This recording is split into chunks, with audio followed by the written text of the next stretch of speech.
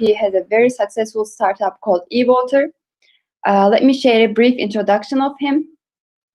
He is graduated from the University of Gambia with a major in developmental studies and a minor in the environmental studies. After some teaching and coordination experiences on various projects, he worked at Agency for Development of Women and Children. Then at 2015, he started his own business with eWater, which is basically a water service that provides water service provider actually that supplies sustainable water.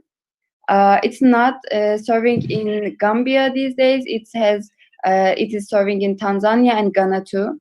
Now he is a shareholder at eWater, as far as I know, and he continues with his own company called Direct Business Limited. I'm sure Mr. Dumbuya will better inform us about all of his startups and company and all his stories with all of them. I don't want to steal his material anymore, and I want to give the floor to him. So, Mr. Dumbuya, please, the floor is yours. Thank you so much, Batul. I'm very much happy and delighted to be here in this platform. This is a privilege that most of the young people are aspiring for, so they can showcase their talents to the rest of the world. And it's an opportunity for me to be here with you all. I greet you all. Assalamu alaikum, good afternoon, good evening, wherever you are. I am Mustapha Dumbuya, as alluded by Batul. I'll be with you for the next 1 hour, trying to share with you some of the success stories that we have registered in the Gambia and some of the challenges we are also able to mitigate in order to arrive to this position. So thank you so much. There and then we can go to the presentation proper. I can recognize many faces here. That's some of the people I met in Bahrain and as well as Istanbul. My regards and greeting to you all. Thank you so much. Thank you. We can start with presentation if you want, or do you prefer the video? I think we can start with the video so that people can have an overview of what I'm going to say. Yes, it's a 6-minute short video. So yeah, I will love it. Okay.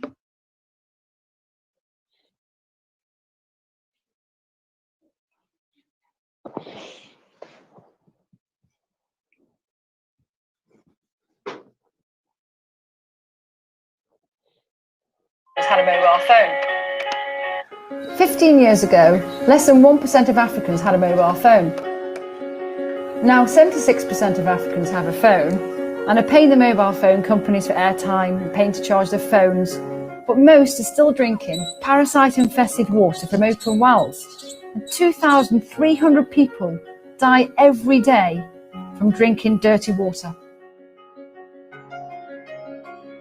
Billions of pounds have been spent on installing water supply in Africa by donors and governments, and most of the systems break down within 6 months to 2 years and they stop working. That's just a fact, and that cycle has been going on for 30 years and we're still doing the same thing.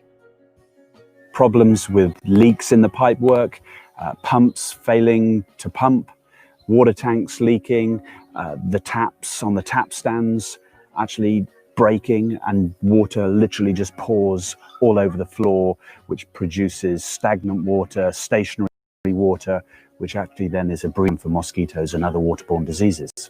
With the solar systems, they often just leave people leave the taps on, and as soon as the tank's filled up, the water just gushes out, and they all rush up and get their jerry can and have a scrap at the tap, and then they still only have the water for an hour or two a day, twice a day. So so the current systems are just not well managed because people are not paying for water at the point of use. Normally open at 9 o'clock to 12, and in the evening also 5 to 6. Yeah, it was so difficult for us, honestly. In most of the communities I came across, I found a very good infrastructure of water system, but because little more money is being collected or no money is being collected to maintain the system will break down and nobody is responsible.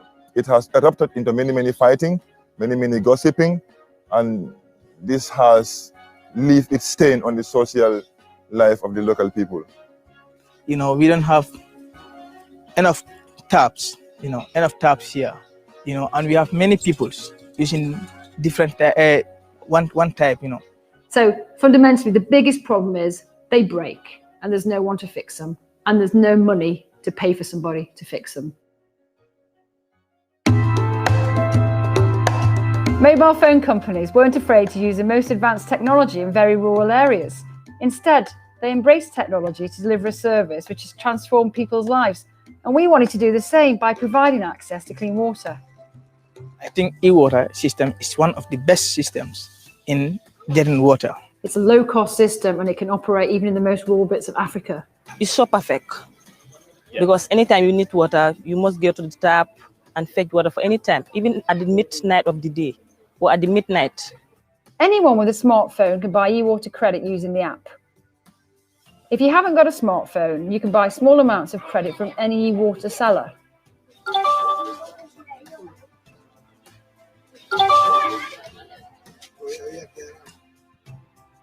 You then take your eWater tag to the tap, put the tag against the tap, and it dispenses the water you need. It's that simple. The amount that people pay for a mobile phone in Africa would cover 10 years' worth of drinking water purchased through eWater. I see how eWater bring a new system, and that system I'm very happy about it, because this system is a new technology in the whole world.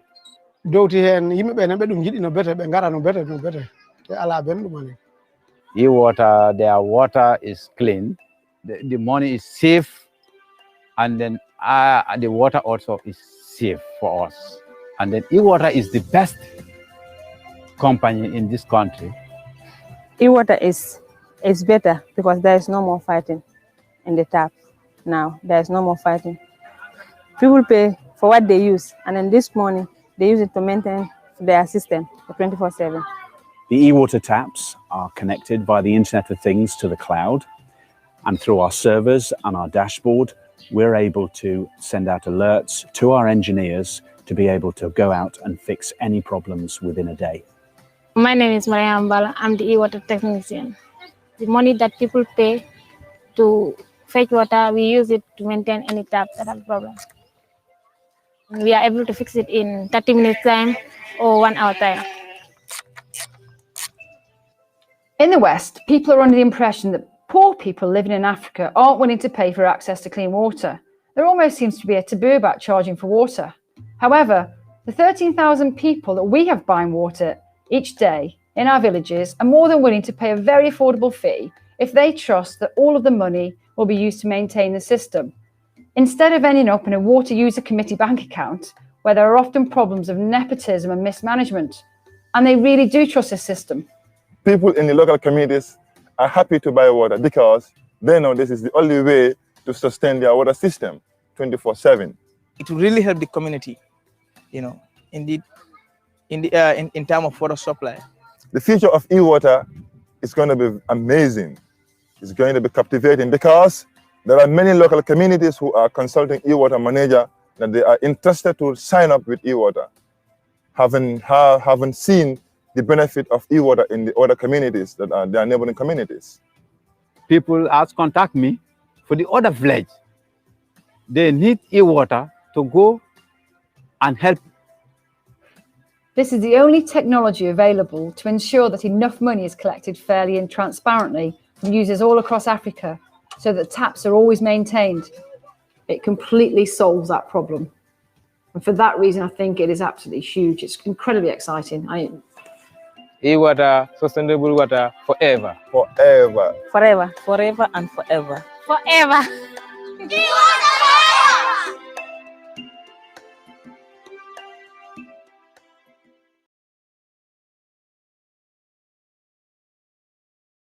Thank you so much. Thank you so much. Now we can go to the presentation proper. Sure, thank you for the video. Let me just share the presentation.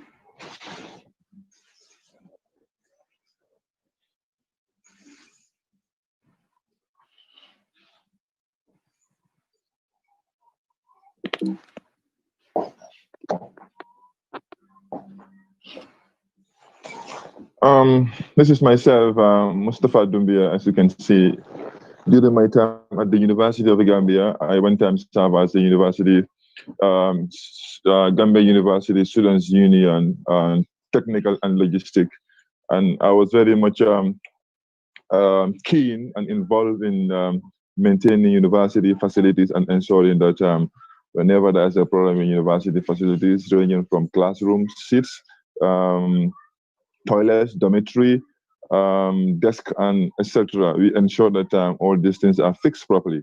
So sustainable facilities has been part of my life since I was going to school.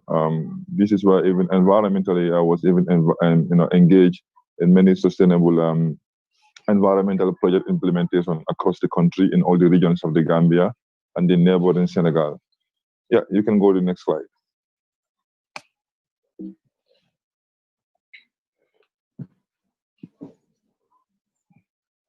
So I just provide a memoir of some of the institutions I work.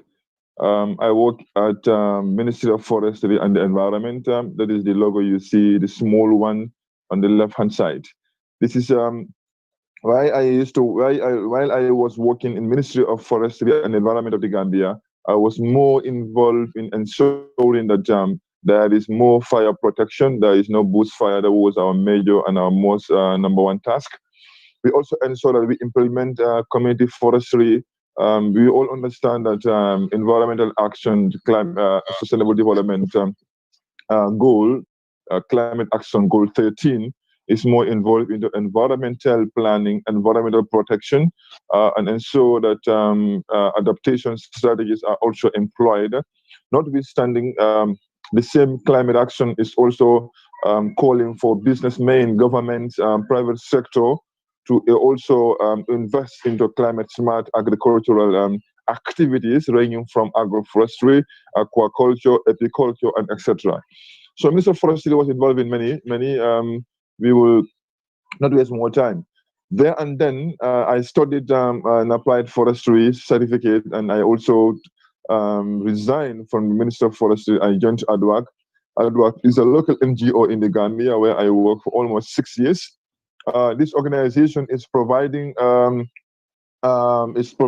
projects that are focused on ensuring that women are empowered, ensuring that women's life are standardized with children. With children in the communities. So the goal of ADWAC is to standardize people of the communities or people living in the local communities in terms of food security, gender equality, land planning, and environmental protection, etc. So after ADWAC, there was a time we joined eWater, and eWater is going to be the central of this presentation. eWater was called eWater Africa. This was the time we came together to form a charity, to form a small charity so we can attract funding. We set up an eWater Africa here. The company was established by myself and one Gambian and two European from England. But this was based on the trust and some of the work I have registered in the Gambia and the cross-border. Because I have worked with almost all the local districts of this country in all the 5 regions of the country. So eWater Africa, was able to employ my expertise so I can introduce the concept to the local authorities, to the government as well. That is the government authority responsible for water resources in the Gambia. So we introduce eWater concept to them. We share. And we also make some changes so that it can also tally with the local water principles or with the local water policy in the Gambia. So we signed an MOU with the Department of Water Resources, and we kick off with our job. We collected data, we ensure that we understand the communities that we are going to work, and we attach ourselves to them so much so that we learned a lot of story, and we put these stories into videos, we put them into writings, and we put them into our social media. We also went to, we provided this story, we provided all this information to Mobile World. This is an institution that promotes businesses that are involved in mobile money, that are involved in online payment platforms, Mobile World, or Mobile for World Development. We provided them this information and we pitched with them we were able to win a trial funding of £200,000. We used these £200,000 to develop the eWater version 1. You will see the version 2 in the presentation. The video shows you version 1. This was the time we were putting everything together for our version 2. So we trial eWater version 1. It's a small tap, not that much robust. It cannot connect to the Internet of Things. Therefore, we have a hub in every village where all these taps will correspond. All these taps will send an information to this hub. Every week or every month, we will go and remove a data card or a SIM card from the a data storage from the hub, and we will take it to the office to get information and the data that we need. So we put this data together, and we put all this information together, the challenges, the success stories, and we develop a business plan that we send to BWT, that is the best world technology in Australia. Now we have attracted a multi-million-dollar project funding for the project here in the Gambia, in Tanzania and Ghana. When we provided all this information and we sent it to Mobile World, we sent it to BWT. We have the funding. This is why we turned it from eWater Africa to eWater Pay. We registered it to eWater Pay. However, eWater Africa was also a corresponding, or is a subsidiary to Africa Water Enterprises in the UK. So eWater in the Gambia is a charity.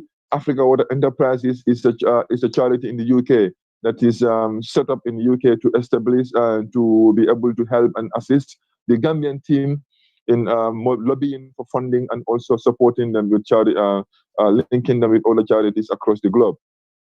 So after the success story in the Gambia, myself and my team, we went to implement eWater in Tanzania. We supported them from the grassroots level, ranging from community mobilizing, talking to the Ministry of Directorate of Water Resources in Tanzania, and successfully we were able to implement the eWater technology in Tanzania. And before I left Tanzania, I was able to implement 2 villages in Tanzania with the support of my team. When I come to Gambia, after 4 months in the Gambia, we also sent our technician to go and implement the eWater technology in Ghana. She also implemented a village in Ghana before she came back for almost a month. So we can go, after eWater Pay, now I joined, I was able to form a business, incorporate a new business called Direct Business Limited, because what I understand is that I have been working with a lot of people, and I have done a lot to my country, a lot to many private business, multinational companies across the globe.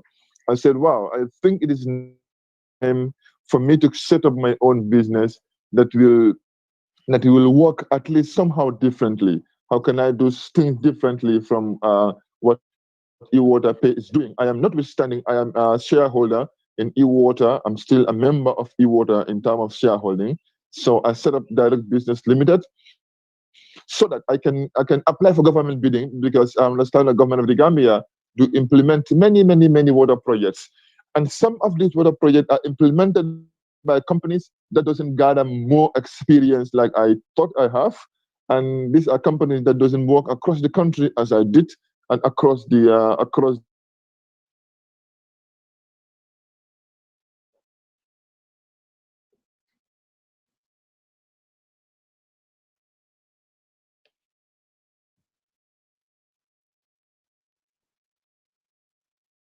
borders of the Gambia, geopolitical borders. I did the registration now. My second step is going to be registered with the government Gambia Procurement Authority, GPPA, so that I will be applying for bidding for government projects. So we can go to the next slide for the details.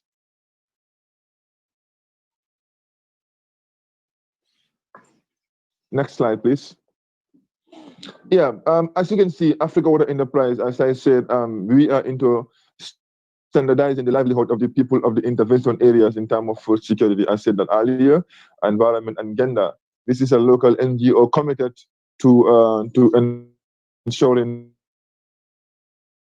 women have the best from what they are yearning for. And successfully, I work with this organization. I work in all the regions where this organization is implementing. I was part of the team that took the organization from only one region in the Gambia to the farthest region in the Gambia, to the last villages in the Gambia, I was part of the team. In fact, I was the field coordinator who was posted to the last village of the Gambia to ensure that I represent this organization to the fullest. And thank God, with the team, with the support of the local people, we were able to register a lot. We formed local organization, including women, local authorities, to support them. How can we support them? We put them into businesses that we call the warranty system. The warranty system is a sort of a business that you can support a farmer so that a farmer will not sell his products at the giveaway prices. So we make linkages with the farmers, between farmers and local banks. We make linkages between farmers and local cooperatives. We also instituted our own cooperative so that before farmers will sell their products at the low giveaway prices, they can have a soft loan from the cooperatives, from the local banks, and this will enable them to do their daily activities. This will enable them to have their daily food until a time comes when they can sell their products at a higher prices. So we encourage them to go into these businesses, and we also encourage what we call local revolving fund. This is a sort of a bank, the bank that we don't save money, but anytime they put money together, they can give this money to just one person. So it's a sort of banking that was practiced by, or a similar banking practiced by Muhammad Yunus in Eastern Pakistan, that today grew to a level called a Grameen Bank. So we are into a lot of things in supporting local women. Thank God, successfully today, ADWAC is across the country because of my pre-implementation in the farthest region of the Gambia. ADWAC deemed it necessary to redeploy me to their free country project, that is the Gambia, Senegal, and Guinea-Bissau. And I implemented this project, which was also based on ensuring that we protect the environment. We ensure that women are also supported in terms of gardening, in terms of Bankisare is a local banking that I was talking about. We also support the local government institutions. We build them, we give them the right capacity, we train them so that they can also support the existing projects. Because project is about time. We will go back to our various projects after the project phases out. So this is why we train the local authority to come in anytime we leave or anytime the project phases out. So we also build the capacity of the local authorities. Today, ADWAC is one of the best NGO in the Gambia. Today, it's one of the best NGO in the Gambia. And in fact, even today, most of these communities are approaching me to support them. Notwithstanding, I'm not working with ADWAC, but they are still asking my expertise to support them in some of their local intervention and initiatives in their various communities. I support them in project writing, in proposal writing, and also giving them a network of funders and donors so they can also apply at their local level. We can go to the next slide. The time is going. So currently today, this wasn't part of my presentation, but I found it necessary to bring it here because I am no more into I'm no more into eWater when it comes to daily activities. I'm just a shareholder, so daily activity I'm very limited there. I give out my words and my advice as a shareholder. Now we come together, some members of eWater that are currently working there, and some of the members of eWater that have left, they sold their shareholding, but they are still working in partnership with eWater in terms of contracts. And some of the members of eWater who completely resigned, they are in the UK and other countries. We come together and said, come on, since we have this expertise working together, we have this familiarization among ourselves, we have this trust among ourselves, why not we come together and develop something important, something that we think we can benefit, especially in COVID-19. So we said, okay, before anything happens, I think we need to do a study. We need to do a study so we understand the existing situation in terms of health recording, in terms of health system in the Gambia, in terms of health data system and database management in the Gambia, so we can come up with a robust technology to address some of the gaps, to fill some of the gaps, and to also solve or find solutions to some of the problems that we think is affecting the health sector of the Gambia. So we wrote a letter to the Medical Research Institution in the Gambia called MRC. We wrote a letter to Ministry of Health in the Gambia. We got a Zoom meeting with them, and we introduced them to our technology. The technology is about eCare. So the eCare is a big data system, or a patient data storage solution. We call it a PDSS. PDSS is the patient data solution storage solution. And this is a solution that is directed to solving problems in the developing countries. So this solution will enable various institutions, various health clinics to be able to have patient or the data of a patient in remote areas through their mobile phones or through cards. You can see a small card on the table. This small card is a card that every patient will have, or every individual will have, and your data will be stored here. This small box will be attached to a mobile phone or to a computer, because we understand today mobile phone access or smartphone access in the Gambia is almost 99%. In all the remote areas, almost everybody is having a mobile phone. Every compound or household is having a mobile phone, and most of the mobile phones are now smartphones. So this will enable the clinician to record the data, the health data of a patient, and scan the card.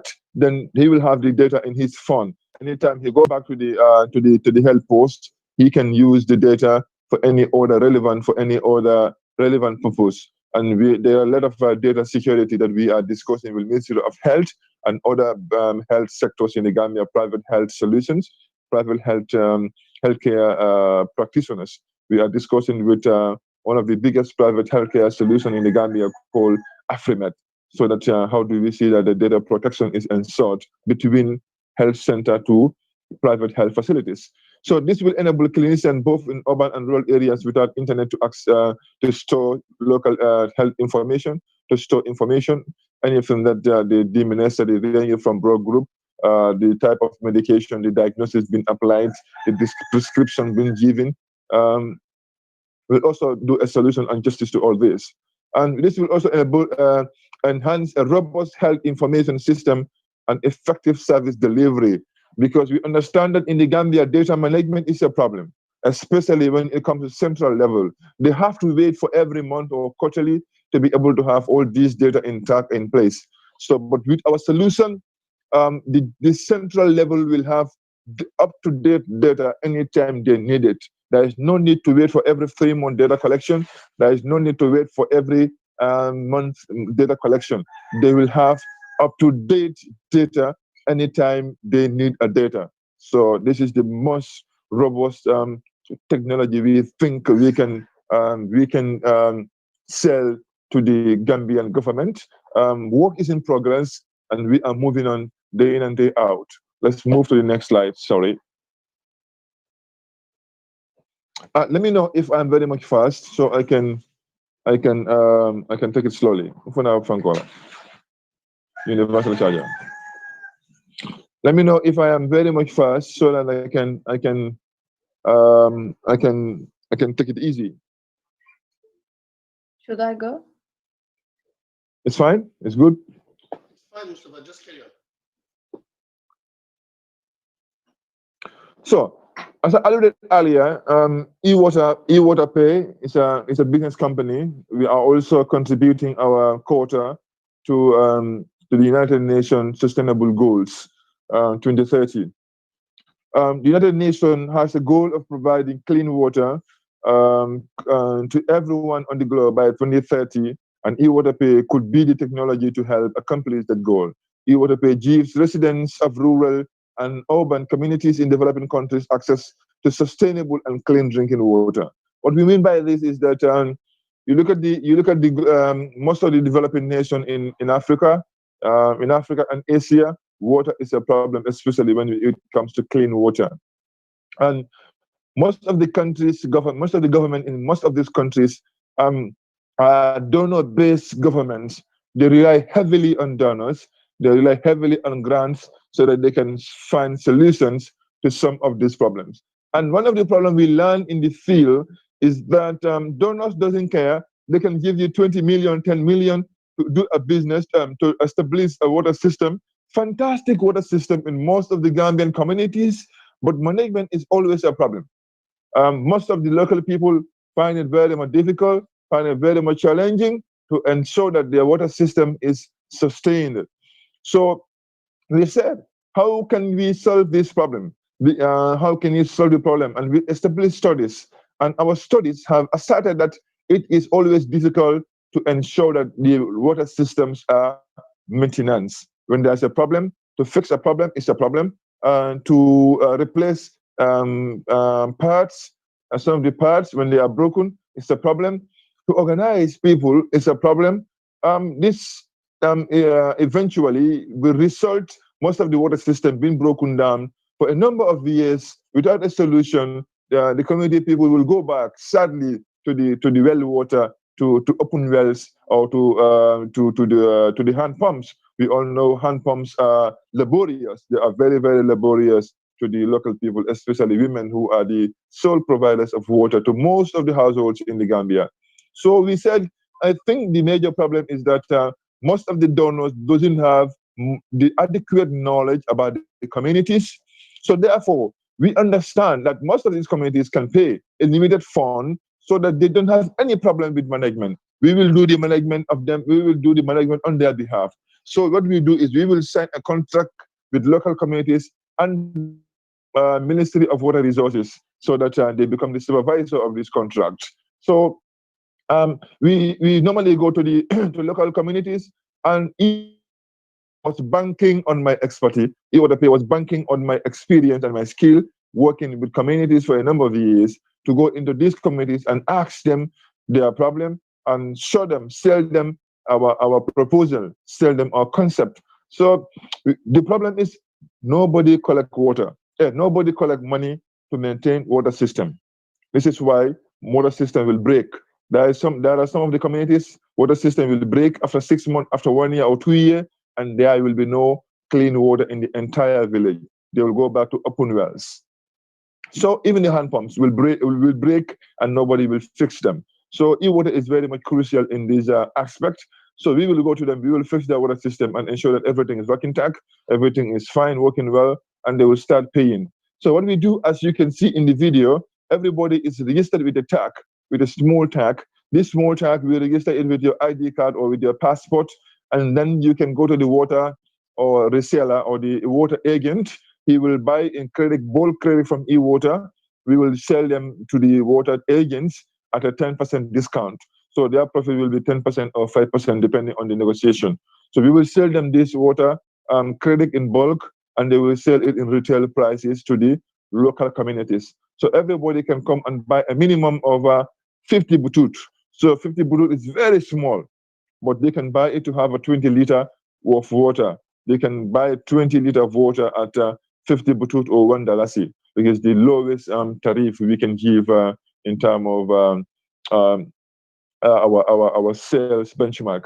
So this have solved a problem, because when there is a shortage of clean water, people will rush to the tap. They will rush to the tap because they will close the tap. When they close the tap they will on the tap in the morning and close it by 2 o'clock. So anytime they on the tap, everybody will rush to the tap to get water.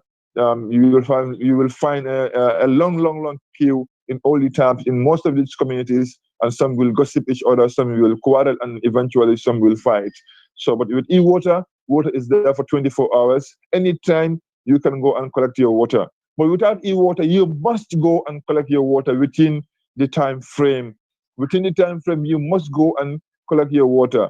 And this is why many people will be at the water station, and there will be a problem. But with eWater, you have your card.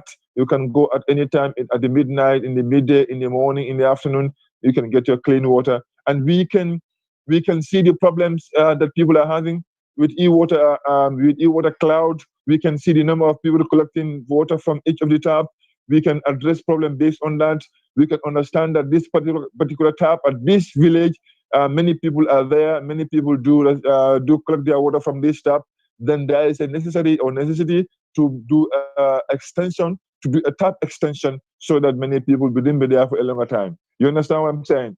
You will understand that if more people gather at the tap all the time, daily, we will see this in our cloud, and we will try to solve the problem by extending another tap so that we can leverage the number of people that using this tap on a daily basis. We can see problems online. Our technicians can see problems online. We can see that the number of tap, the number of water that is dispensing, there's a variance between the number of water dispensing from the tank and the amount of money we've been having. So we will understand that this is a problem. Probably there is a leakage somewhere, and we will try to find out the leakage so we understand that we don't lose any butut or we don't lose any money. If there is a problem with the tap, with the tank, we will see. If there's a problem with the tap, we will know that there's a problem with the tap is not working, then we will send a technician to go there. In fact, there is a technician supervisor who will see all these problems, and he will use the eWater care to send a message to the nearest technician, to the nearest field worker to go and solve this problem. So we can see everything online. Our technician can see everything online, and each of the members, the higher authorities ranging from managing director and senior officers can see all these problems, and we can respond to them by asking the right supervisor to send the right message to the right technician to fix the problem. So this is why communities are very much happy to come and work with us, because when they work with us, they will never do any maintenance. eWater will be responsible for 100% maintenance of the water system. So this is another benefit of eWater with regards to, as I alluded earlier, we came out as a recipient of 200,000 from GSMA World Mobile Startup Award in 2016, Mobile for Development. We were also the finalists of Tech for Good Awards. We are serving currently about more than 23,000 people across the Gambia, and successfully many villages are responding, and eWater will eventually work in all these villages. It's a multinational company operating in the Gambia, Senegal, Ghana, and Tanzania. eWater app, we have the eWater app. This is the app that our agents are using to send credit to every tap, or to send even credit online to a tap. So the tap becomes what we call the ATM. You can send a tap money to any tap, and if you want anyone to get this tap, this water, they can have it. So anywhere you are, you can buy eWater, and you can send it to anyone that you want to benefit from the from water. This is amazing. So we can go to the next slide. Thank you so much.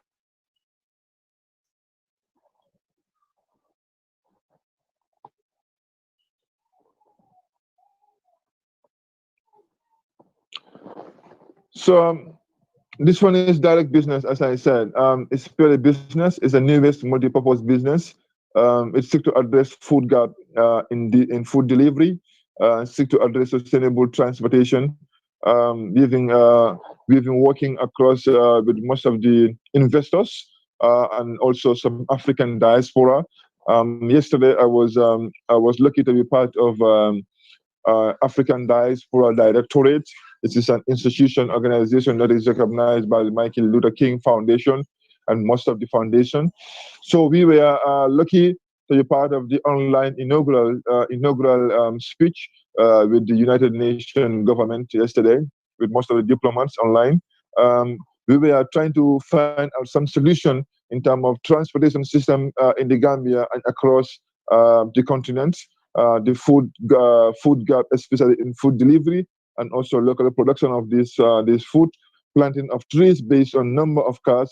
So we also try to promote people so that they can also address climate change issues, especially people who are using many vehicles in their compounds. You understand that some rich people are using 4 or 5 vehicles in their cars, in their homes. They can use today a new vehicle, tomorrow another one, next day another one. So we want to encourage everyone to plant a tree. If you have 1 car, you plant one tree. 2 car, you plant 2 trees, so that you can also do justice to the environment. The same organization is also working with One Africa Foundation in the same project. So Friends of African Union, eWater, Direct Business Limited is also working closely with Friends of African Union. When you go to African Union on their website, you will see and you will learn a lot. from our investors. We're trying to put together a concept that we will sell to the United States government, so we can have funding for our businesses across the African continent and most part of the developing nations. So we are involved into we will be involved into water technologies and innovations. We will be looking into gaps, because we understand that every technology will have a gap.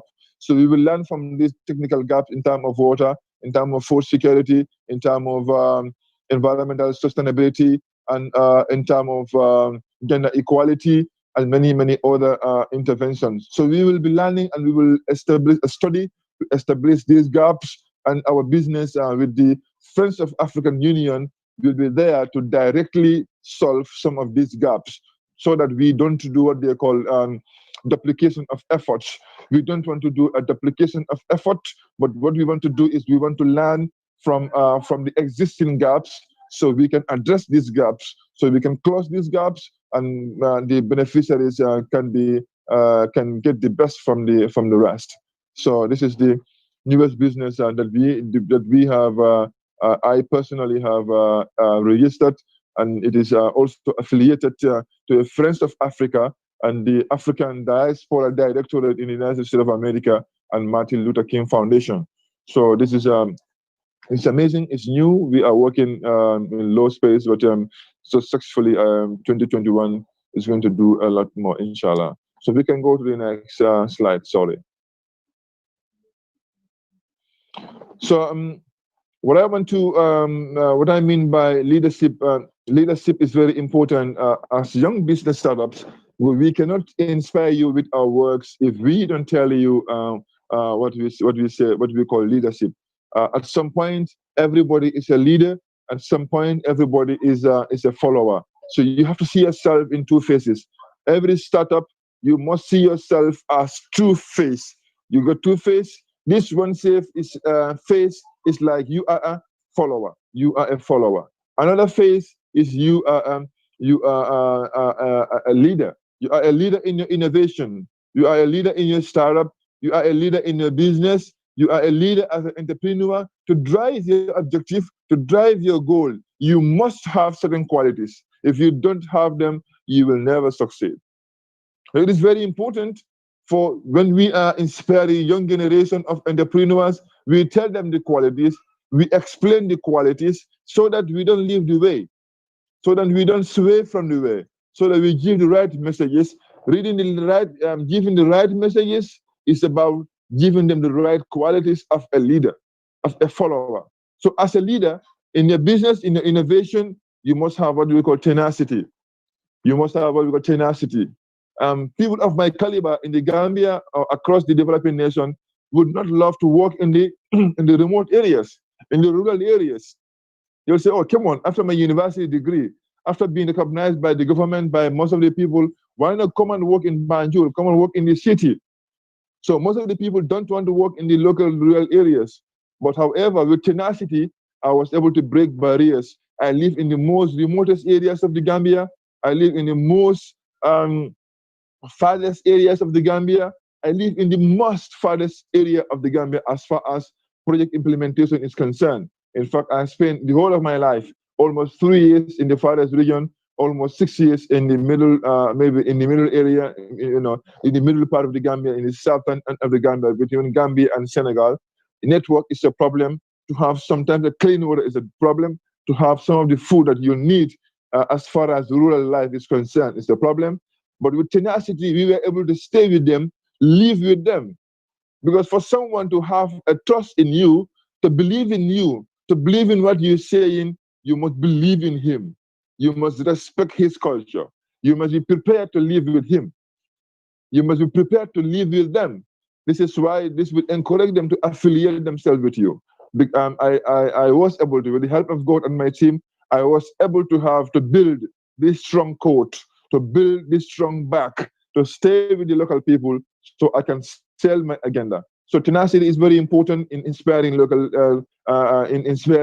aspiring leaders, aspiring entrepreneurs, emerging leaders, emerging business and startups. So we need to have this quality of tenacity. We must build what we call honesty. We must be honest to ourselves. Whatever we're saying, we must be honest. Otherwise, people will adopt the technology and they will run away. This is why today I become a hot cake in the Gambia. My profession is environment and community development. My profession is basically community development and environment. But most people will be surprised. Why am I driving these technologies in the Gambia, in Tanzania and Ghana? Most people will be surprised. But Mustapha, your area, your field of study is not technology. Your field of study is environment and community development. Why are you driving these business which are solely and entirely on community on technology? But because this technological business, they've seen this quality in me that I got this tenacity.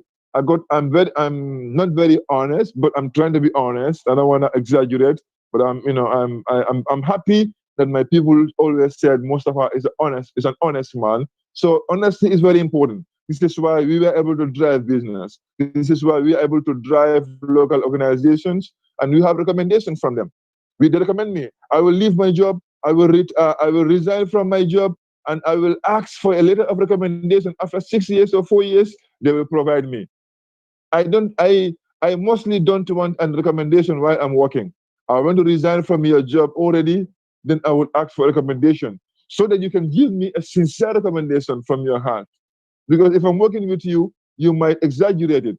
But after working with you for a number of years, if I ask a recommendation from you, then you will give me a recommendation from sincere, from your honest, from your heart. So with honesty, every entrepreneur can make it.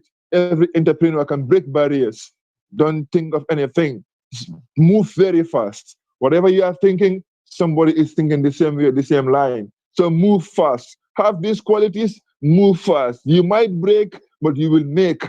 But you have to move. If you don't move as an entrepreneur, somebody will move it. And when they move it, probably they will attract more people before you will be able to develop yourself and attract more customers, more people. They would have found that they have already very strong and very competitive footing in the market. So move fast, have the qualities. Be transformational. You have to be transformational. People can be doing a lot of things that you want to do, but make sure you are transformational. You come with a lot of changes. If people are doing water technology, look at it. What are they doing? What are they're not doing that I can do differently, and I can make a profit? I can attract customers. I can attract the market. So you have to do things differently, transformational. With eWater, we learn a lot based on my expertise, my community development expertise. I have learned a lot from my interaction with people in Tanzania for 2 months. I interacted with this water technology that we are also using, a sort of a smart water technology, Groomforce. Groomforce. Everyone, if you Google Groomforce, you will see Groomforce is also having a smart water technology. But we learned something from them, and we were able to transform, and we did it differently, and we have a competitive footing in the market today. So we have to be transformational, and we have to be what they call entrepreneurial. We must not be depending on grants, be depending on grants. Let us be entrepreneurial. Let us make money from loans. Let us make money from private investment. Let us make money from partnership. Let us do more partnership locally so we can address local problems. Sometimes we don't need to mobilize international funds. We can mobilize local funds. We can involve our local government. We can involve our local authorities. We can even involve local people to become shareholders in the business. So you can drive your business forward. You don't need to wait for grants. Sometimes you don't need to wait for OIC to give you money. You don't need to wait for Silicon Valley to give you money. But you have to you have to learn from what is happening in the communities and what can you do differently from the business that are here. So we want to do justice every time. Let's go. You have a motivational, skillful, and committed. You must be committed to the task. You have to be up to the task. When we say task, it's not about doing the work, but up to the task. When you are with the task, you do it judiciously. you do your work accurately, you do your work as promised, you do your work as planned, if even more than as planned, to make your customers happy, to make your donors happy, your partners happy, your shareholders happy. But most importantly, to make your beneficiaries happy. If beneficiaries are happy, everybody will be happy. So can we move to the next slide? Sorry.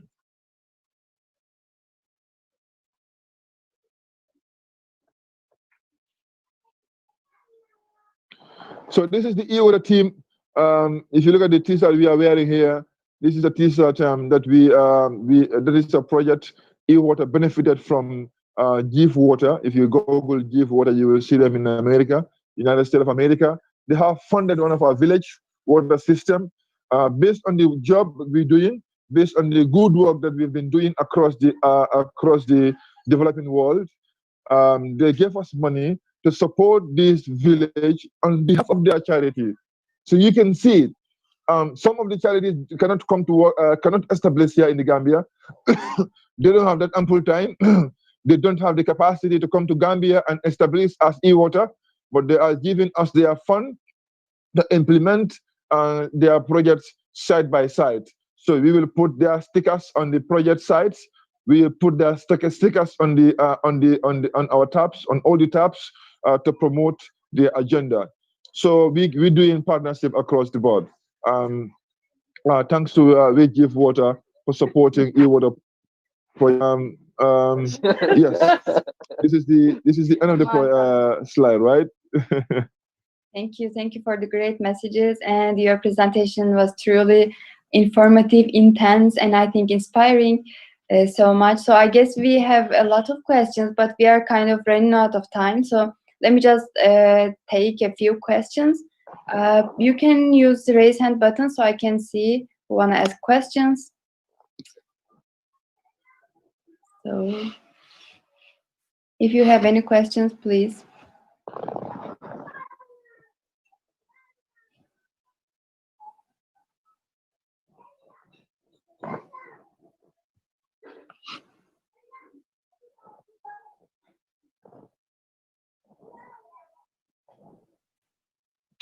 Assalamu alaikum.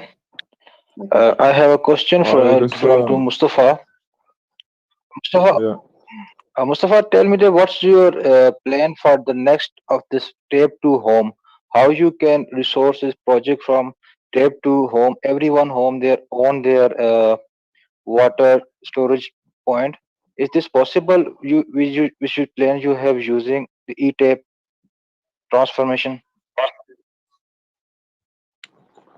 If I understand your question properly, can you listen me? Water storage. Yeah, I sir, where you first of my question is that what's the source of this water? This water where you come in this e-tape. Okay, thank you so much. If you look at the video, you can see a water tank. You can see a water tank in the village. You will see a water tank. The video is there. I would love Betul to share the video to anyone, to the platform. If there's a WhatsApp platform, can you please share this video there? You will see a water infrastructure. So in all the villages we are working, we have been a water infrastructure in the villages. Where there is no water infrastructure, we will try to have a water infrastructure. There will be a distribution of water system from the water infrastructure to all the taps. So it's a normal tap. So we will remove the conventional water tap and we will change it to the water system. So we will change it to the water to what we have. So this is why I played the video. I don't know whether you were online during the time of the video, but the video shows there's a water tank, and you can see people fetching. So each of the tap is connected to the water tank. So the tank is supplying the taps. So at the end of the tap, that's where we put the e-taps to enable us to collect money, so that anyone who collects water will pay this money. So it's a prepaid water reading machine, we can call it. E-tap is a prepaid water reading machine. Yeah, so water is from the main tank. So you understand that typically this tank will serve 30 taps, sometimes 25 taps, 7 taps, depending on the size of the tank. So 60-liter tanks in the Gambia mostly will supply from 18 taps to 36 taps, even more. Typically 20,000 liter tank will serve 7 taps to 12 taps, but this can even serve more than that. But we have a technology, this technology also taught us many lessons that we can even have, we can even reduce the cost of capital funding for a water infrastructure. If a water infrastructure costs $200,000, we can cut it to $270,000 with ETAPs. Thank you so much. Thank you.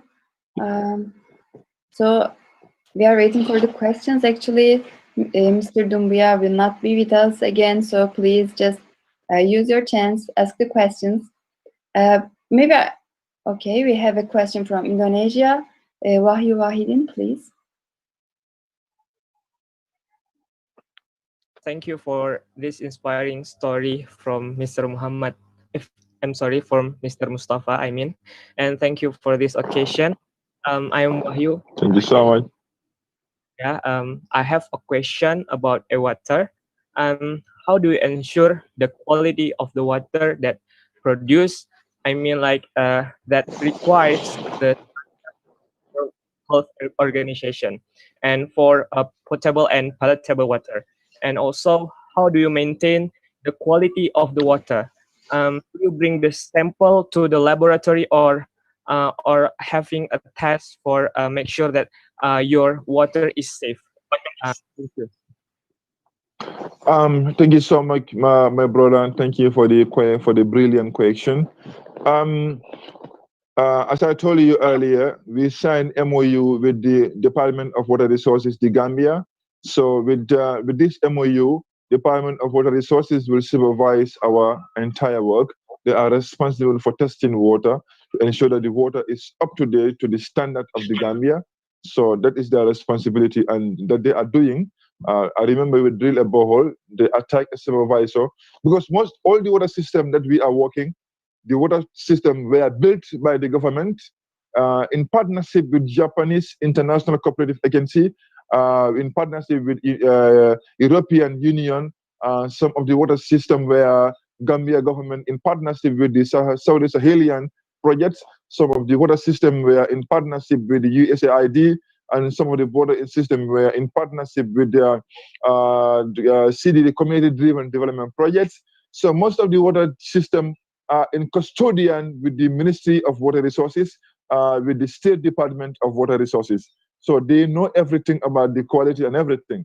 So what the problem is, the machines will fail and there will be no money to fix it, and we will fix it. So they will come and collect this water sample and give us an advice. So they've been collecting the sample, and the water samples are so far been good. Gambia also, we don't have most of the problem in terms of water quality. Thank God, most of the water we have here are quality. We only have a few areas in the Gambia where water quality is a problem. If you want to have a quality water, you have to have a shallow boreholes. You can't have a shallow deep borehole, because shallow boreholes cannot also serve a good population of 4,000, 7,000, 20,000. So therefore, if you want to serve a population of 10,000, 7,000 to 20,000, you have to drill, let's say, 4 shallow boreholes in those places where their water system is polluted deeply, but shallow boreholes are not polluted.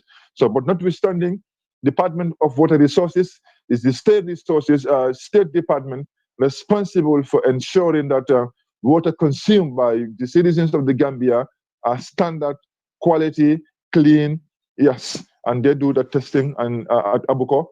They do the testing at Abuko. I know the place. That's their responsibility, and they are doing their job. Thank you. Thank you. We have a question from Askar Khan from Pakistan. I will just read the question. So he says, my question is, does they follow the WHO guidelines for drinking water quality in respect of toxic metals? Yeah, thank you so much. I want to make something very clear to the rest of the entrepreneurs, that any government that is subscribed to the Sustainable Development Goal must implement the targets of Sustainable Development Goal.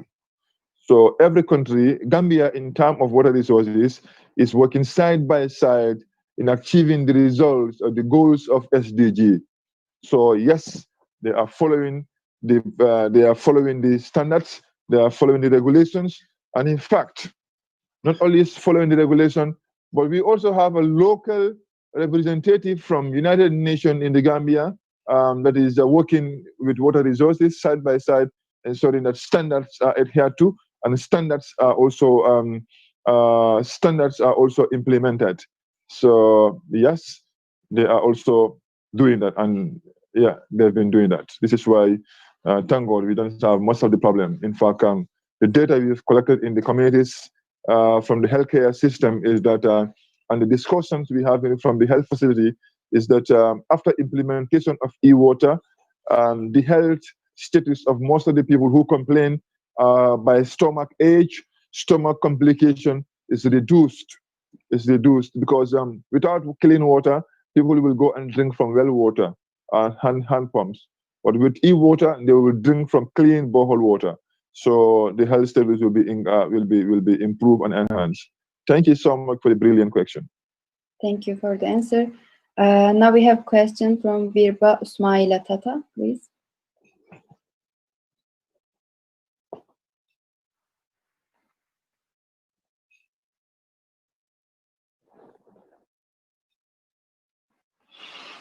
We can't hear you actually. Okay. Hello. Assalamu alaikum wa rahmatullahi wa barakatuh. Wa alaikum assalam wa rahmatullah.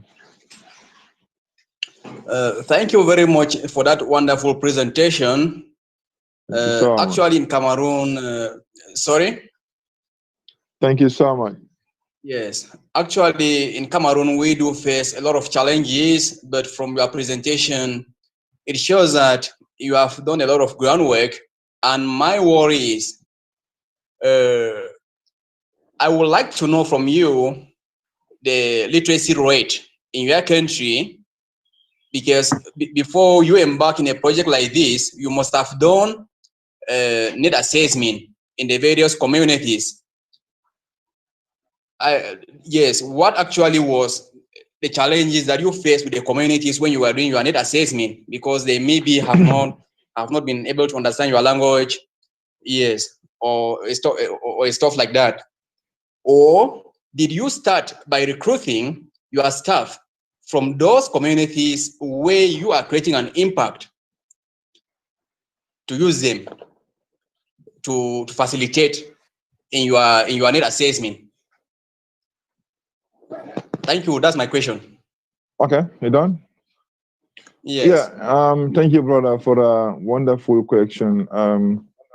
This is why I said I am a community development expert. I have implemented numerous development projects successfully in the Gambia, Senegal, and Guinea-Bissau, well before eWater. So we understand our people very well. I'm a local man because I spent all of my working life in the local rural areas. So we understand. And Gambia, the official language is English, but the local language is Mandinka and Wolof. And most Gambians can speak one or two languages. We have basically 7 to 8 local tribes in the Gambia. But most of these local people can communicate. If I meet with a Wolof will be someone who can speak my language, or I will speak Wolof.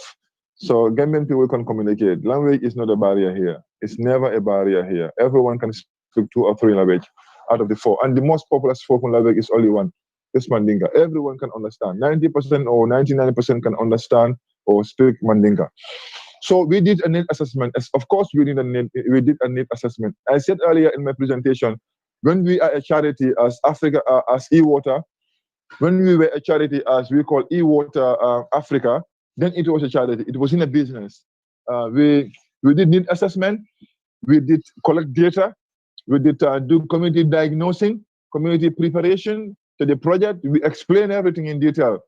In fact, to be precise, we didn't introduce eWater just like that. We signed contracts. So we signed contracts with villages, and we worked with them for almost 3 months or 6 months, sometimes 1 year. No, 9 months. 9 months without eWater, trying to educate them, trying to show them the water, demonstration of the tap. Sometimes we will fix only 1 tap or 2 tap for people to learn from this tap before we eventually embark on mass implementation of the project. So for data collection, we don't joke with that. We did effective and complete. We didn't have away data or half-hearted data collection. There are 2 data collection: the complete data collection and sampling data collection. But for us in the villages, we do complete data collection from house to house, from compound to compound, to ensure the existing problem, to ensure that we understand the problem. So to ensure collectively we know that this is the solution, and we embrace the solution together. There and then we will implement the water system. And most importantly, our water system in all the villages, the watchman is mostly always the local person, one, and mostly the water agent who sells the water is a local person. So local person is the water agent. We will train him, we will build his capacity, and he will be responsible for selling water credit to the entire community. This must be the person that the local people approve, the local people trust, the local people identify, so that he can be the agent of eWater. We will build that capacity. So it is easy, and now we are even involving other people to be water agents. We don't need to have one person selling water. With IoT, everyone can be a water reseller. You just go to Google app, download eWater app, send more money to eWater agent, eWater office. They will send you credit, and you can sell water anywhere in the world. Yes, you do studies. Thank you. I will read the next question. The question is from Abdul Muiz from Pakistan. He asked about the main source of water. He says, what you think for eWater tap to home water tank? Is this payment for once or monthly? If I understand the question, eWater taps currently we are working with communities. We have water station tap, one tap, maybe a radius of maybe from each tap to each tap will be like 100 meter, 150 meter. So we are trying to address UN recommendation of 100 meter. Most of the taps are 100 meter. So in every 100 meter, most of the people can access water. So these meters are for community water supply. But notwithstanding, we are trying to establish, to come up with what we call household meter, where every household can use our water inside their compound. But in the Gambia, most of the rural areas, they don't have showers, they don't have water, and that's very few people are having it. So a great number of people are having water on the streets. So we will go there. We will reach there in the next 5 years. That is the plan. That is the headway, and that is the way forward. Yes, we will do that. Thank you. For the next question, I guess you already answered that, but let me just ask again. Can you extend your project to Central and West Africa? Yes, we've extended it to East Africa.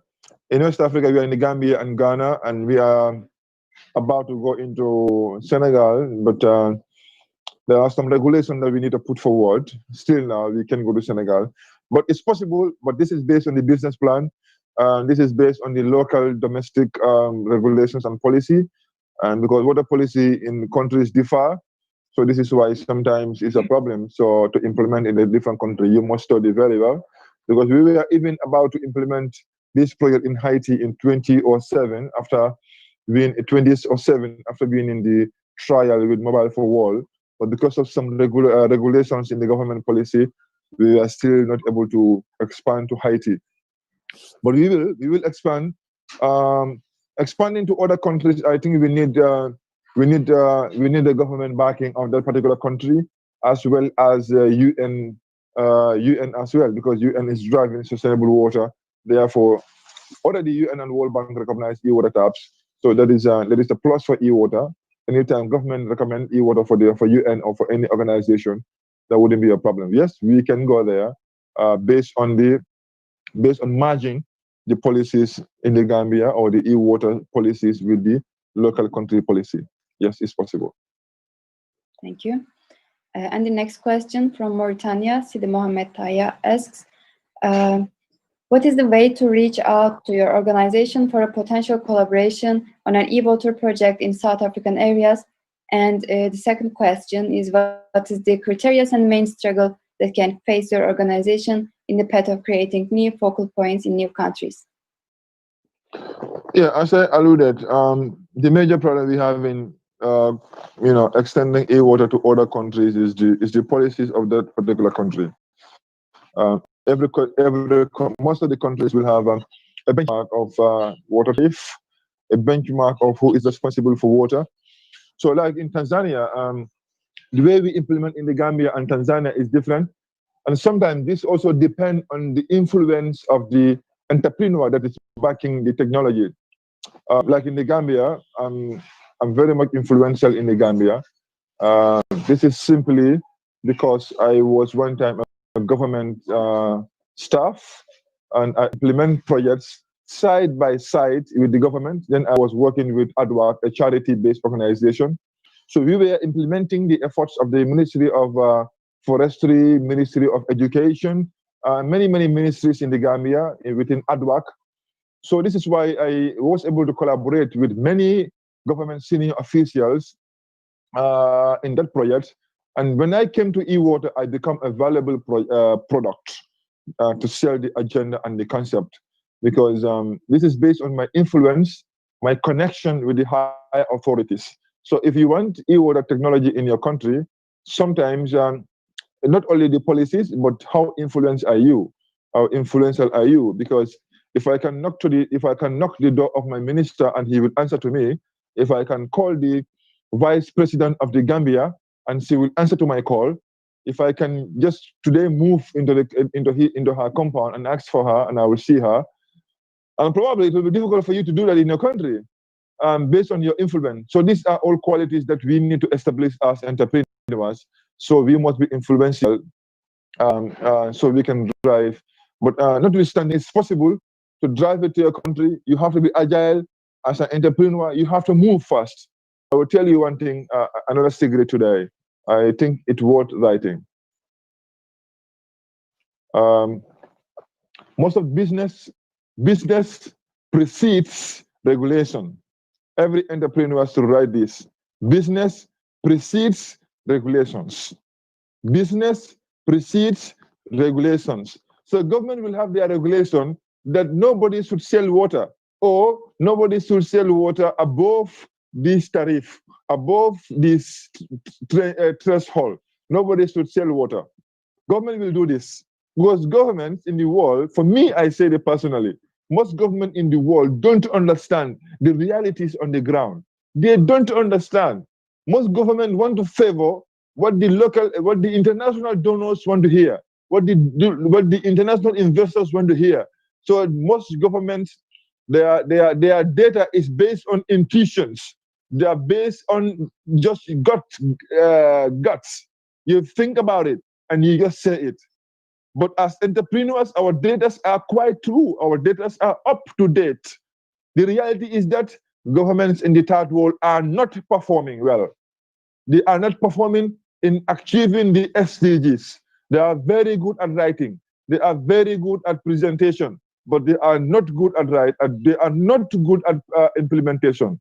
So as entrepreneurs, we talk to government. We become very strong. You have to be very strong in telling government that what you are doing is not working based on this recommendation, based on this study. What you are doing is not working for our people. This is what can work.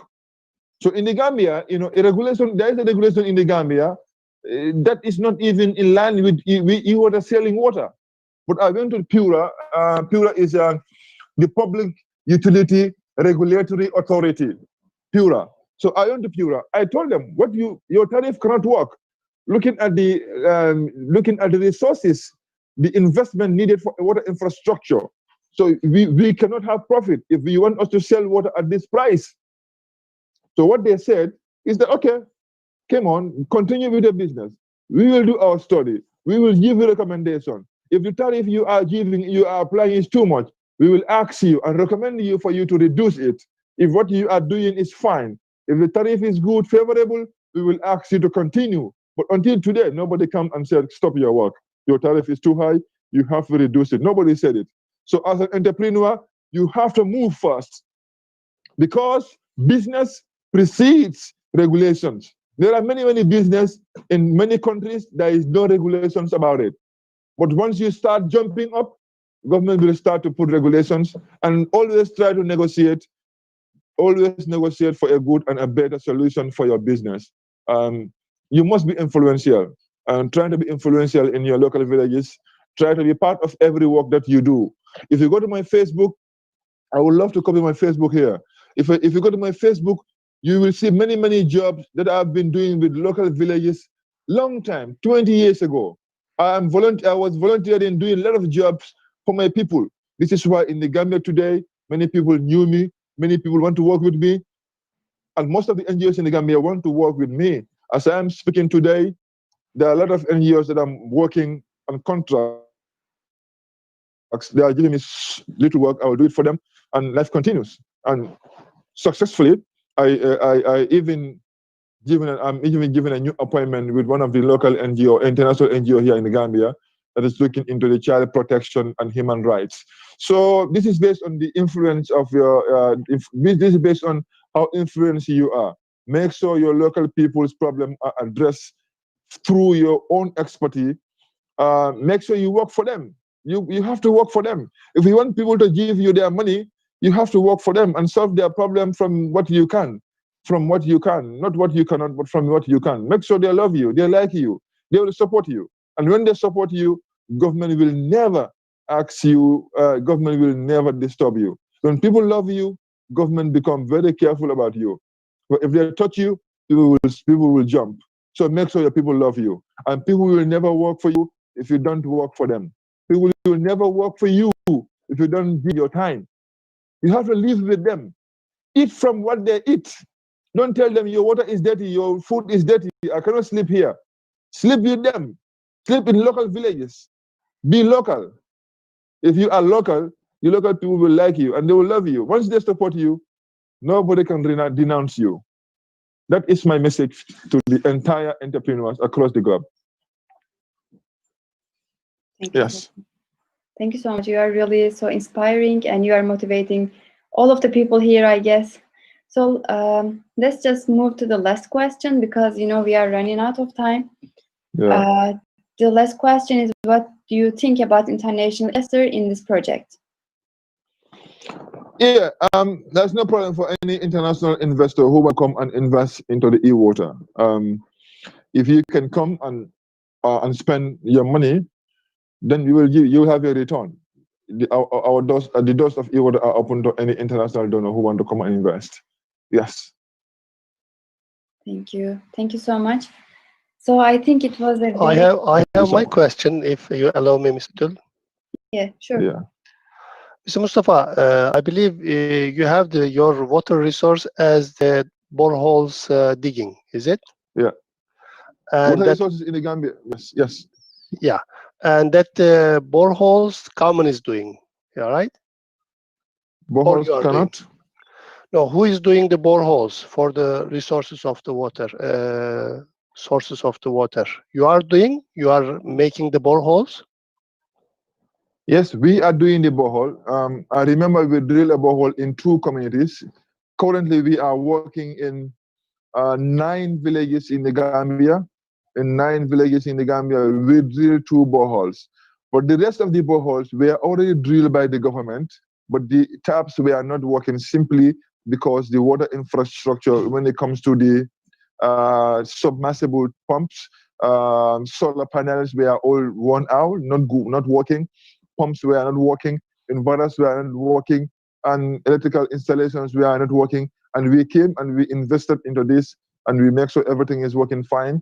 And then people start paying for water because now the water is flowing. So where there is no water, we put water infrastructure, but we only put in 2 villages because from the first 2 years is learning. the second 1 year, 4 to 7 months, we were learning, and we didn't actually put any eWater tap. So in the middle of the second year, middle of second year, that we put eWater version 1. And when we put version 1, it kept working, and we drilled 2 there, and then we drilled 2 boreholes. One of the borehole wasn't directly drilled by eWater, but as I alluded, it was drilled by a Horse and Donkey project in United States, United Kingdom, UK. They gave us the funds, and we drilled it, and we put the stickers there. The second borehole was funded by St.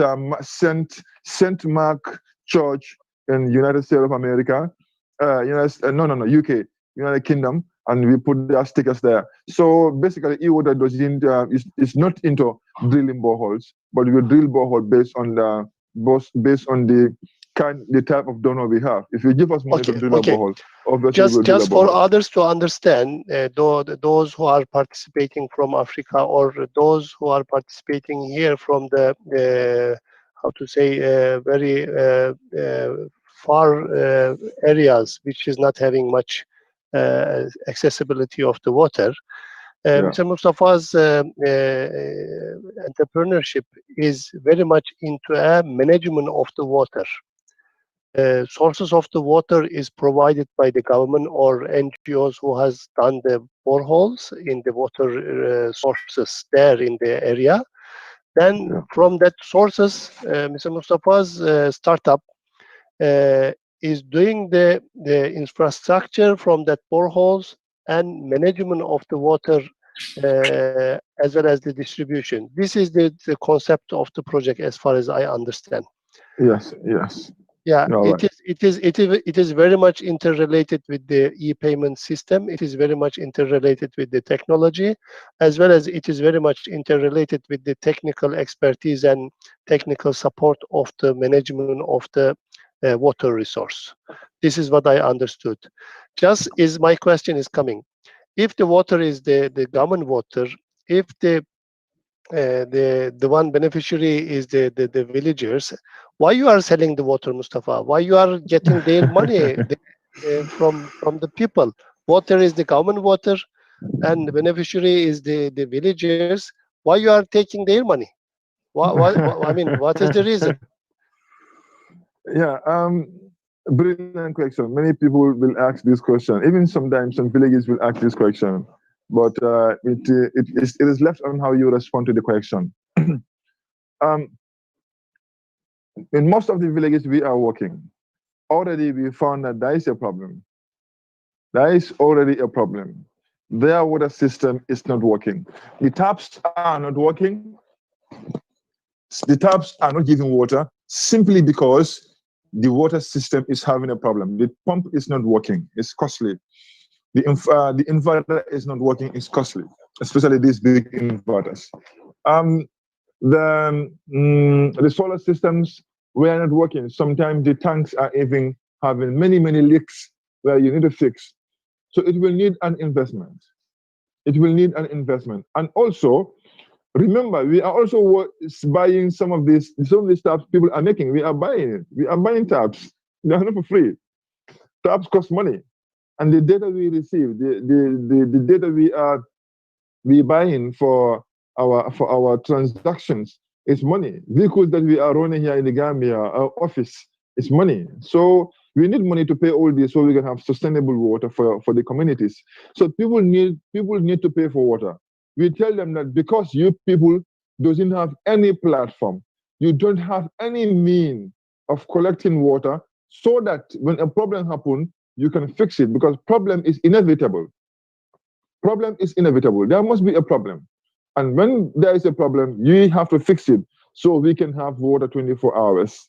So villages will understand as, yeah, because we are not collecting money, or because we are collecting money but it's not sufficient, or because we are collecting money but not in the safe hands. Because you understand, Gambia is a country that people are very interconnected. If somebody embezzles money, you cannot sue him to court sometimes, because we are very much related. Very small country, and we are very much related. You do something wrong, people will not take you to court. So They don't have any means of collecting money and storage and also, managing. So we have a platform to collect money, platform to manage the money, and platform to ensure that we also fix problems. We also see problems online and fix it. And this platform requires money. So this is why we ask money for their sustainability. So basically, they are not paying for money; they are paying for the service we are providing. We tell the villages, you are not paying for the water. The water infrastructure belongs to you. You own it. You are paying the service we are delivering to you. And there and then they will understand it very well. But others were telling me at the initial stage before they understand, hey, are you mad? Why are you where we own the water, Mustapha. They will tell me in Mandinka, Najio, how can Najio wafi?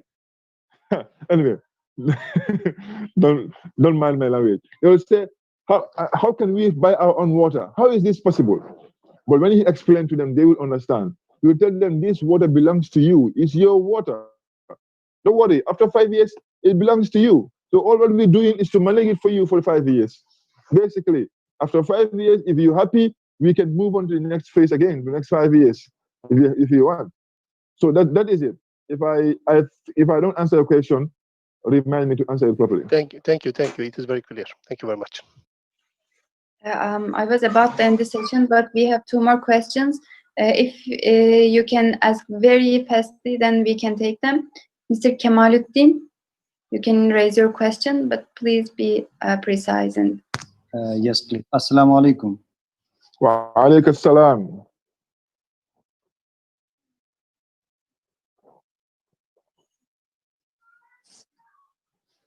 we can hear you actually. Hello. Hello, yes, I can hear you now. Are you listening to me? Yes, please. Yes, we are listening. Yes, Okay, yes, thank you so much. That was a very, very good presentation and a great idea, and you're doing you're contributing to the world a very good initiative. Thank you so much for that, and keep it up and going on. So my question is, when you have started the initiative in the remotest areas where you mentioned in the last villages, so which I have experienced in the remotest areas of Pakistan, the communities are stereotype mindset, so they faces hurdle to accept the new changes, particularly for, regarding the technological issues and in the financial issues as well. So you are dealing with the e-pay system, and the most critically their rights for the water as well. So what were the core hurdles for you to manage closely with the communities in the remotest region where you have formed this initiative? Thank you so much. Yeah, thank you so much for that brilliant question. Yeah, if you need, I don't know if I get a soft copy of my contract, but I don't have any problem later. I can send you a soft copy if you contact me. So this contract, we learned a lot from the local communities. This is why in the Gambia, we have an existing water committees. Most of the villages have water committees before eWater. These water committees were established by Department of Water Resources. These water committees will collect water money, but sometimes the money that they collect is not sufficient. Sometimes even sufficient, they will embezzle the money. So our greatest challenge is to transfer the power, to solicit the power from the water committee to eWater now, to solicit the operations of the water system from the water committees to eWater. This was a problem. But thank God, with my expertise, you look at all the eWater villages today in the Gambia. These were villages, or most of the villages are villages that I knew long time before eWater. These were villages I worked before eWater. So they knew me very well. We've been working in different projects before eWater for some time. So anyway, it was a challenge, but I try to use my expertise, to use my influence, so they can give us the power. They don't have a problem, but they will say, "Oh, we have to be on the center." They say, "Come on, but if we collect money and we need money to fix a problem, can you travel 200 kilometers and sign our check?" Because when we need money, money is at the bank. We need somebody need to sign the check, and it can be one person. Myself, I will sign a check as a director of the company, managing director of the company. My assistant, that is the manager of credit, must also sign before a check is released, before the bank will accept. If you want to be a signatory, you will travel every time 200 kilometers to come and sign a check, and nobody will pay for you. They say, that's too much. We cannot do that. So what we did is that we transferred some part of management to them. They were responsible for minor maintenances. They were responsible for communicating some of the problems that we cannot see with our cloud. Because the cloud will tell us there's a problem on the leakages. We will see that we are losing some water, but we might not know where the water leakage is. Somebody have to go around the village and understand the water, where the water is leaking. So the local people, we are paying them every month $1,000 is their committee. We are paying them $25, something like that. So they will, if there is a leakage, they will phone me and say, hey, Mustapha, there's a leakage here, come and fix it. I will send someone to come and fix it. You understand what I mean? So we paying them money so that they can live, they can give us the power. You know, they can sign our contract because they will sign a contract. If they don't accept eWater, we cannot work with them. So they have to transfer the power. They have to say, yes, we are willing to transfer you the power. So what we did, and I initiated that. I said, fine, we will pay you 1,000 every month. If there's a leakage, please inform us that there's a leakage. If there is a vandalism in the village, please make us understand. But thank God we don't find more challenges with them. There is only one stubborn village that we found problem with, and we end up dissolving the contract. That is only one village so far since we started, but the rest of the villages are still working with eWater. Yes. So yeah, there are minor challenges insignificant. Those were insignificant because every business must have challenges. But the biggest challenges were the water committees, and since we were able to overcome them, and sometimes in some villages also, some water committee will volunteer and say, oh, since you are going to pay the watchman, I will be the watchman. If you can pay me, I'll be the watchman. So we will pay them every month to become the watchman as well, because we need a watchman who will safeguard the water infrastructure, the solar panels, the water, submersible water machine, and also the inverter. We need someone to secure them. So this person will be responsible for securing that part of the water system. So if I answer your question properly, let me know. Okay, thank you so much. Before losing this opportunity, I would just add a minor question, please. There is any appreciation from the community level you have received ever until now, apart from cash prizes from the UK? There is any appreciation letter or appreciation ceremony or appreciation words or anything that from the community you have been appreciated? Yeah, eWater have been doing eWater Day. We normally do eWater Day where we will converge community people at one place and they will talk about some of the challenges that they've seen or some of the improvement that they think we can address. The first version of eWater will dispense 20 liters in every 3 minutes. This was a concern, and the second version of eWater will withdraw 20 liters in less than a minute. So that was a recommendation that we got from local people every year. We do an eWater Day, then people can explain. It's a sort of a jubilation day. People will tell their challenge, will explain their challenges and some of the improvement that they think we can do to make life easier and more easier for them. And the tax we were using before, some of them will run out within 3-4 months if you are careful with them or if you keep on, if they keep on having contact with water. But now the tack we have are very strong enough that even if you put them, if you shock them in the water for 1 week, there is no problem. So we got all these recommendations from the local people. We are learning from them. As I told you, we are living with them. So Gambia also is a very small country where you can use Gambia as a study. If you study any project here or any technology here, you will be able to regulate it and manage it anywhere because the entire length of the country is less than 500 kilometers. You can run the whole country south and north in less than 12 hours. So that is a plus for any business that is doing a study or a trial here in Gambia. So that is it. We are learning from them day in and day out. Okay, to add on a little bit on top of it, I said it in my presentation. I said mostly I don't ask for recommendation while I'm working. I hardly do that. I will wait until the job is finished, then we will ask for recommendation. So we're gonna wait until eWater phase out in the Gambia or in some of the project and totally, then we will ask them to write a recommendation or appreciation letter for us so we can show to the entire world. Because if we do it now, maybe it might not be authentic that much because we're working now. It might not be authentic. They might exaggerate it based on our relationship. So personally, all the recommendation letters I got from my previous employee, I got them sometimes 6 years or 5 years or 2 years after my resignation. Then I will ask for recommendation so I can have an authentic recommendation. I want people to write about me freely and fairly. Yes.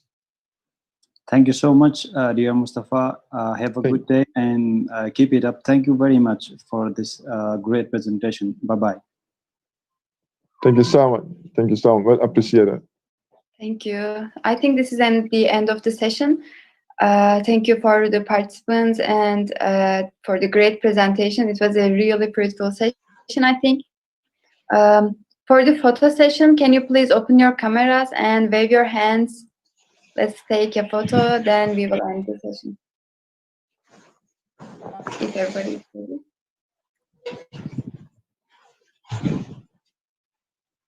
Thank you. I think that's enough. So see you next week, inshallah.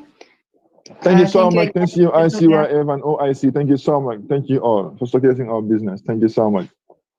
Thank you. Have a nice day. Amen. Thank you so much.